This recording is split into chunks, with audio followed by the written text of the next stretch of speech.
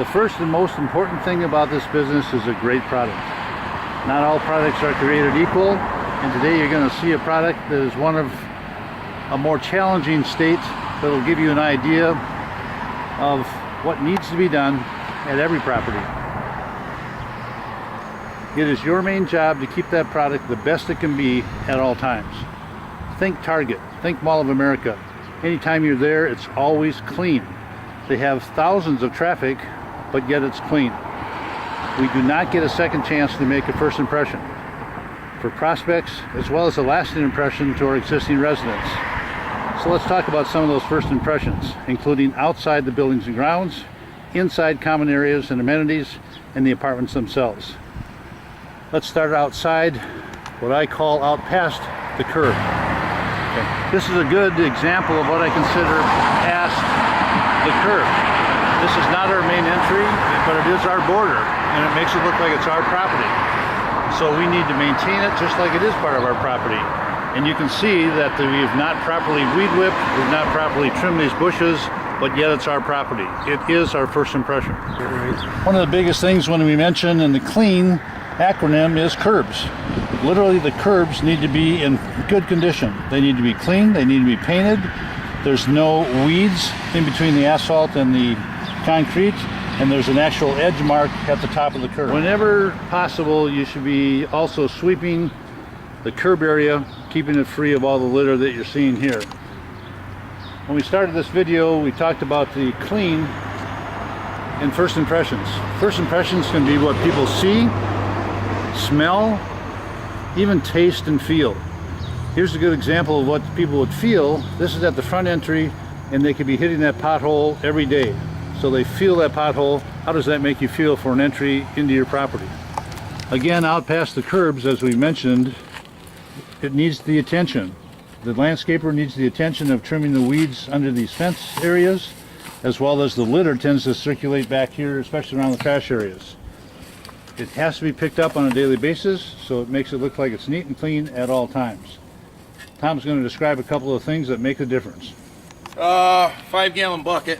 There's hundreds of them at every property. They get thrown away all the time from paint.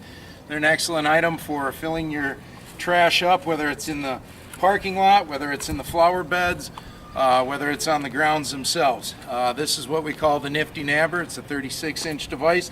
And you'll notice I am using my cut resistance gloves. Aaron, if you'll pan over here, we see things like broken glass. Broken glass should never be picked up by hand.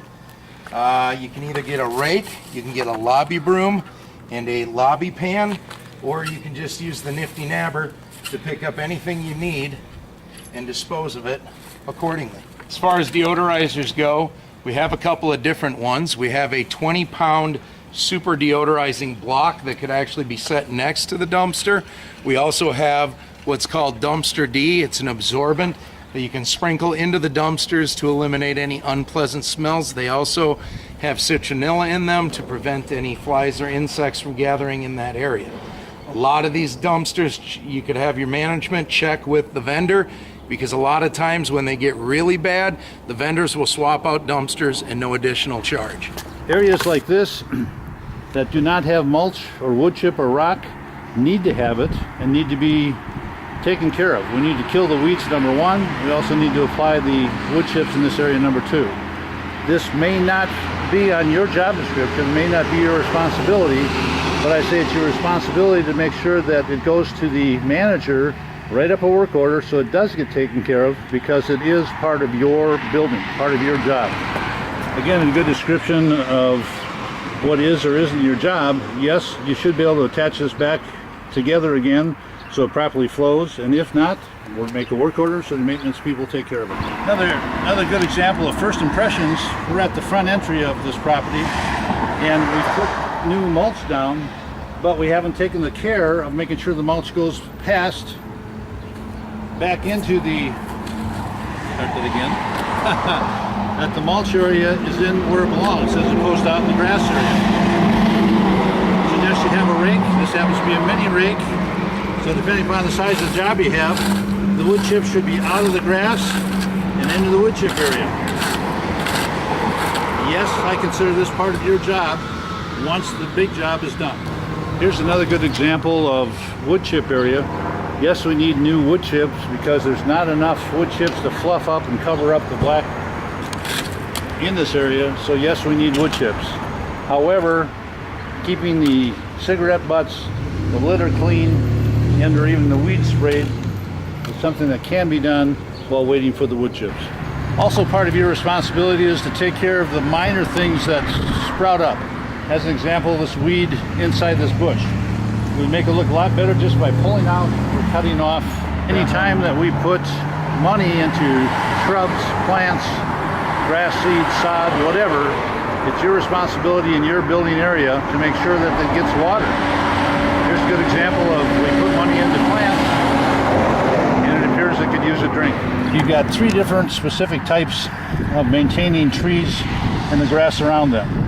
I call this the ditch method. You actually ditch the grass around so when you have wood chips in there, they don't wash out during the heavy rain. That's one method. Second is to actually have a loud truck driving by. Second is to have an actual rubber edge. In some cases you have steel edges, etc. Make sure that the edge is above ground and actually trimmed accordingly. Also pay attention to the detail of the individual shrubs.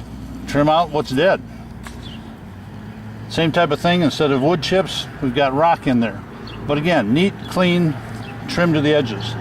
And then the normal trimming up to a tree, make sure that your landscapers, whoever's doing the actual mowing, doesn't beat the heck out of it with a weed whip, because that's a live tree. But again, trimmed right to the corner. And then you have a tree similar to what this photograph is, as well as where we're standing right now. We should be able to rake underneath it and get rid of the pine cones, smooth out some of the rough edges, and make it the best it can be, but for sure, trim the tall grass with the weed whip.